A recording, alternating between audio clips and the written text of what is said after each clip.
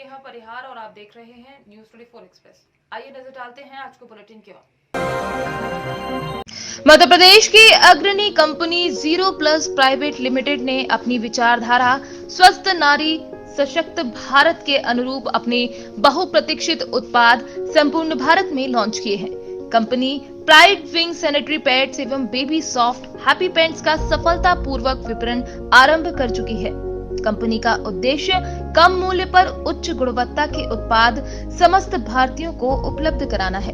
Company के group director Rahul Jain स्वदेशी भारत एवं वोकल फॉर लोकल के अंतर्गत समस्त भारत में कंपनी की उपस्थिति दर्ज कराना चाहते हैं। कंपनी का मुख्य ऑफिस मध्य प्रदेश के इंदौर शहर में स्थित है।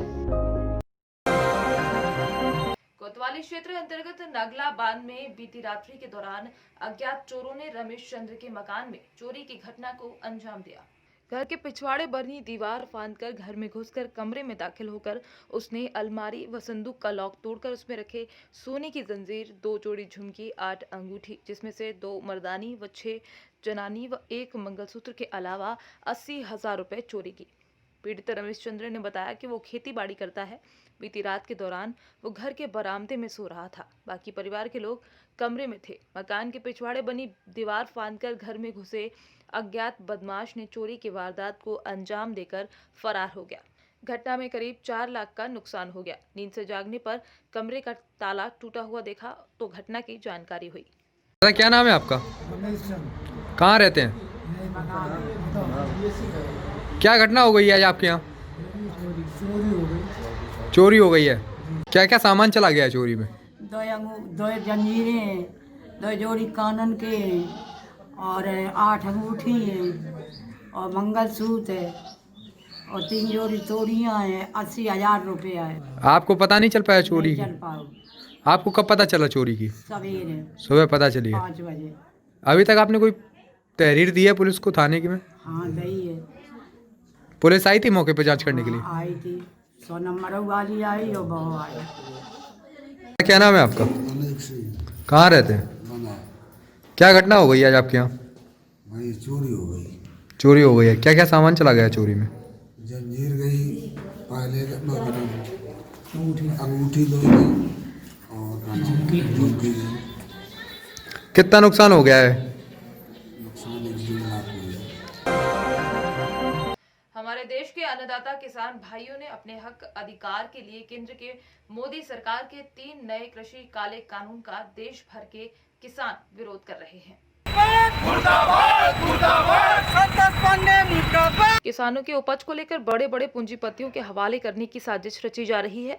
आज किसान हजारों लाखों की संख्या में दिल्ली बॉर्डर पर काले कानून के खिलाफ कई महीनों से धरने पर बैठे हुए हैं। इधर भारतीय जनता पार्टी के सांसद संतोष पांडे ने खैरागढ़ विधानसभा में पार्टी सभा के उद्बोधन के दौरान गत दिन किसान भाइयों के लिए आतंकवाद, खालिस्तानी जैसे अभद्र भाषा के प्रयोग कर देश भर के किसान भाइयों को अपमानित किया है, जिसके खिलाफ मैं गंडई ब्लॉक में किसान कांग्रेस व युवा कांग्रेस के नेतृत्व में गंडई के मेन चौक में सांसद संतोष पांडे का पुतला दहन किया गया।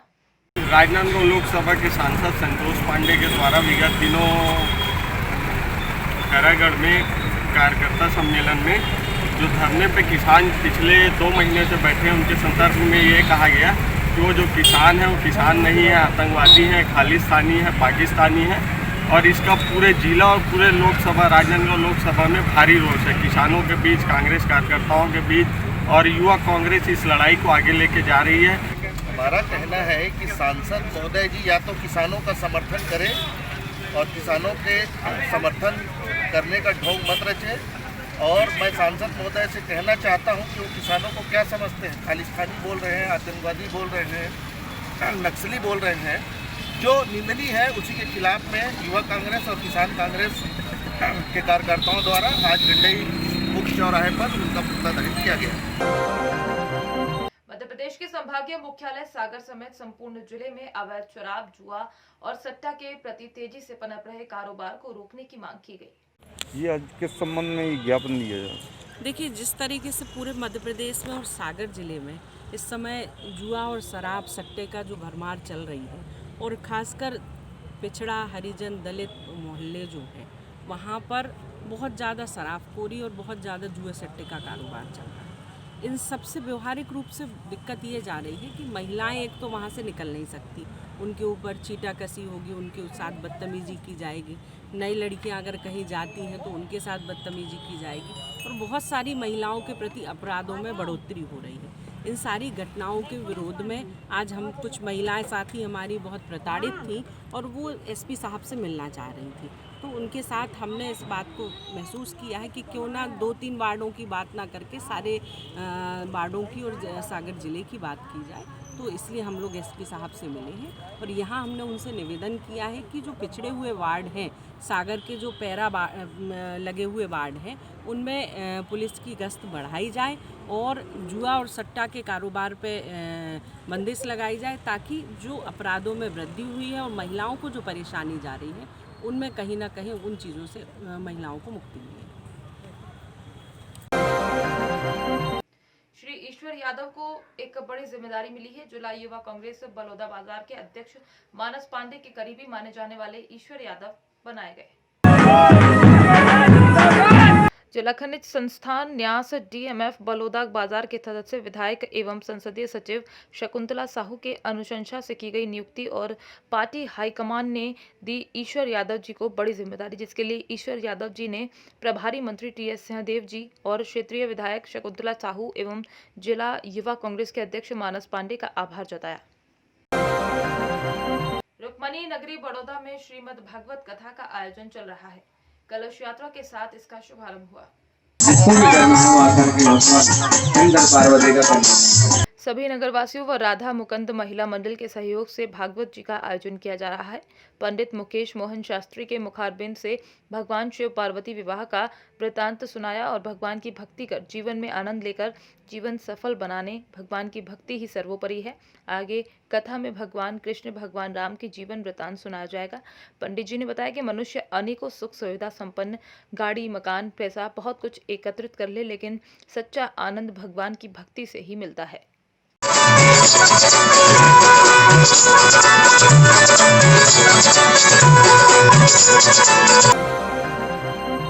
मध्य प्रदेश की अग्रणी कंपनी 0+ प्राइवेट लिमिटेड ने अपनी विचारधारा स्वस्थ नारी सशक्त भारत के अनुरूप अपने बहुप्रतीक्षित उत्पाद संपूर्ण भारत में लॉन्च किए हैं।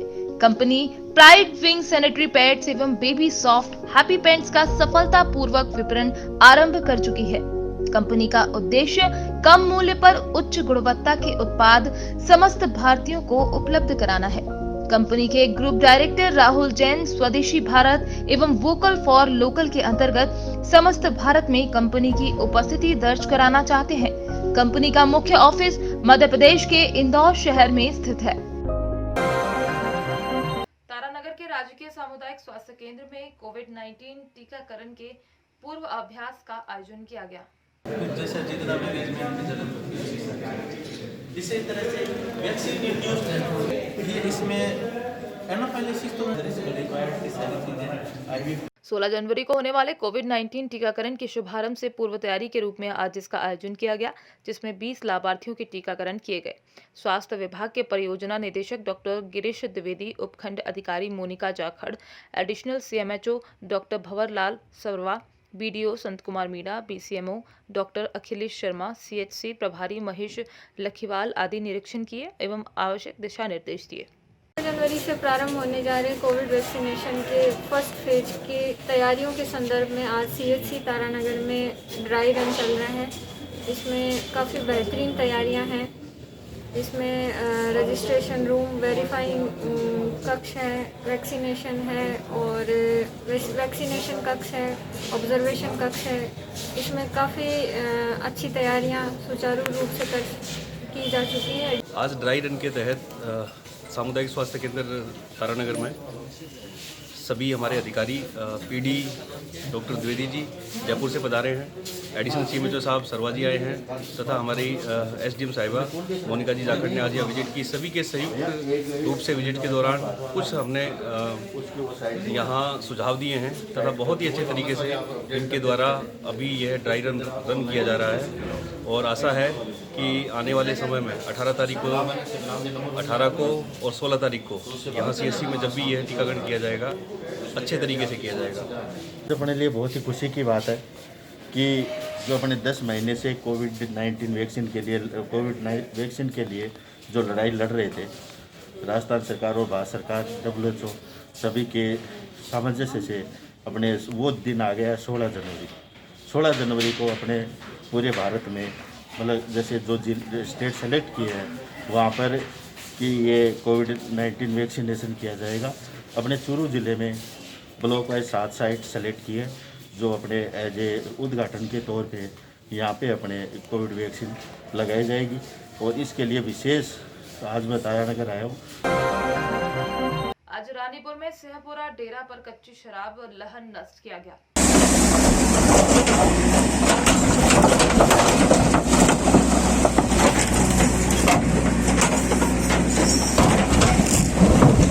पुलिस क्षेत्र अधिकारी की मौजूदगी में सीबी से डेरा पर जगह जगह गड़ी हुई शराब को निकाला गया। प्रदेश में जहां पर भी शराब के नाम पर जहर बनाया जा रहा है उसको नष्ट किया जाएगा। कई घंटों के प्रयासों के बाद लगभग 600 लीटर शराब पकड़ी गई। उत्तर प्रदेश मुख्यमंत्री के आदेश के अनुसार ये अभियान और आगे चलता ही रहेगा। आज डेरे पर जो कार्यवाही की गई है उसमें मऊरानीपुर क्षेत्र अधिकारी राहुल कुमार, मऊरानीपुर थाना प्रभारी और रानीपुर चौकी प्रभारी और पूरा स्टाफ मौजूद रहा।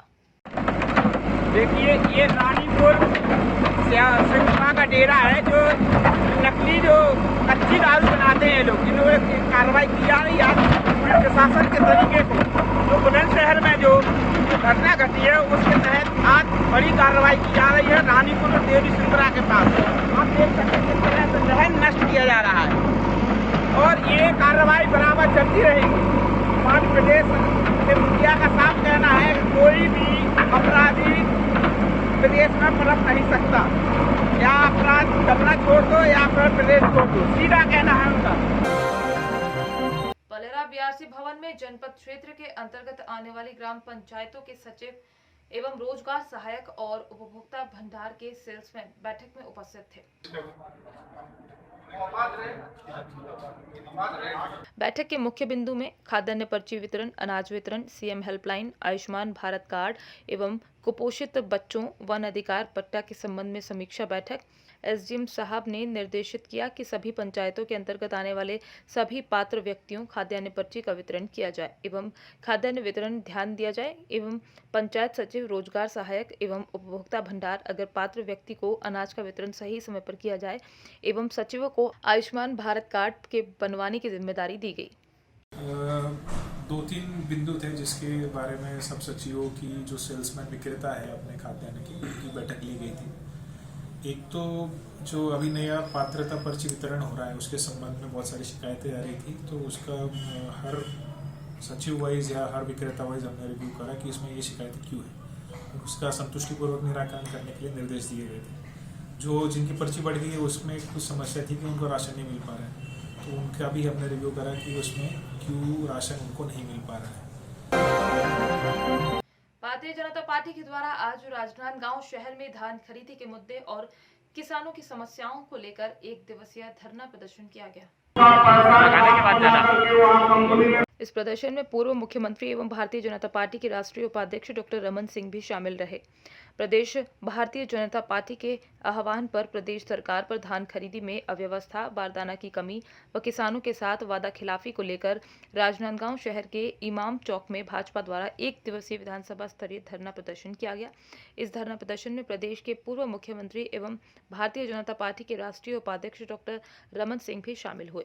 आज प्रदेशव्यापी विधानसभा 90 विधानसभा में किसानों की समस्या और मांग को लेकर धरना का आयोजन किया था, जिसमें हमारे विधानसभा के गांव-गांव से कार्यकर्ता बड़ी संख्या में उपस्थित थे और निश्चित रूप से वो तुलना कर रहे हैं 15 साल जब भारतीय जनता पार्टी की सरकार थी और ये 2 साल, और किसान तो अपने धान से तुलना करता है।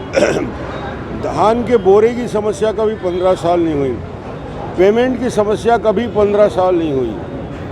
आज जो पूरे छत्तीसगढ़ में किसान रो रहा है, 1-1.25 साल बाद भी पेमेंट नहीं हो रहा है, ऐसी स्थिति कभी नहीं आई। जनपद सिद्धार्थनगर में विकासखंड लोटन के अंतर्गत कल्पनाथ सिंह महिला महाविद्यालय लोटन सिद्धार्थनगर में 12 जनवरी को राष्ट्रीय युवा दिवस का कार्यक्रम संपन्न हुआ।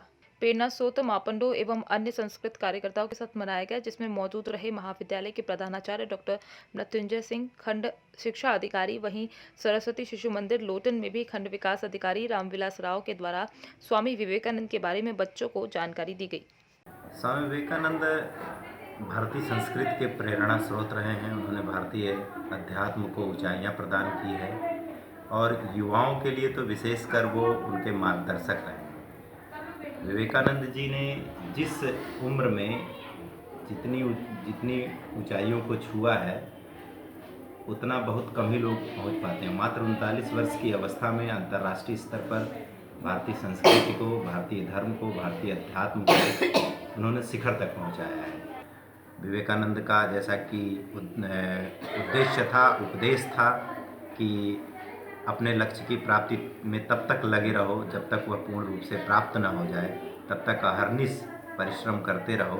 और इन्हीं सब बातों को जो है बच्चों को समझाया गया है, बताया गया है और उनको प्रेरणा दी गई है।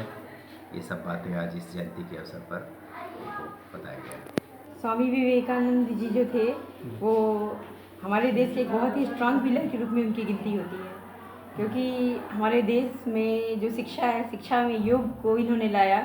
और दूसरी चीज़, जब 1892 में अंतर्राष्ट्रीय हिंदू विश्व सम्मेलन हुआ था तो उसमें एक ये बहुत ही अपने देश के धर्म संस्कृति को उन्होंने बहुत ही स्ट्रांग रूप से रखा था।